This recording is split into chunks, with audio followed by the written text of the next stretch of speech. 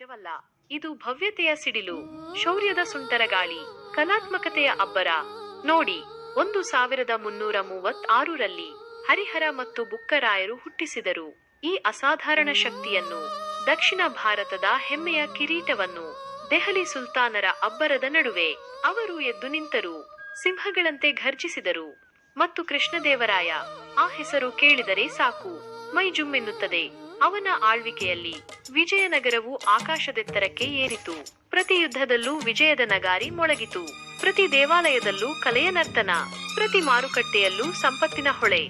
ಹಂಪಿಯ ದೇವಾಲಯಗಳು, ಅವು ಕೇವಲ ಕಲ್ಲುಗಳಲ್ಲ, ಅವು ಕಥೆಗಳನ್ನು ಹೇಳುವ ಜೀವಾಂತ ಶಿಲ್ಪಗಳು. ವಿರೂಪಾಕ್ಷ, ವಿಠ್ಠಲ, ಕಲ್ಲಿನ ರಥ, ಅವುಗಳ ಸೌಂದರ್ಯಕ್ಕೆ ಸರಿಸಾಟಿ ಇಲ್ಲ.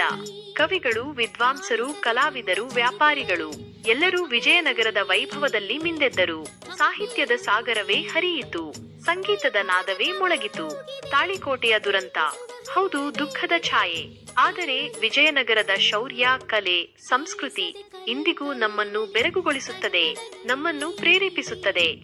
ವಿಜಯನಗರ, ಇದು ಕೇವಲ ಒಂದು ಸಾಮ್ರಾಜ್ಯವಲ್ಲ, ಇದು ನಮ್ಮ ಹೆಮ್ಮೆ, ನಮ್ಮ ಪರಂಪರೆ, ನಮ್ಮ ಇತಿಹಾಸದ ಸುವರ್ಣಪುಟ. ಜೈ ವಿಜಯನಗರ.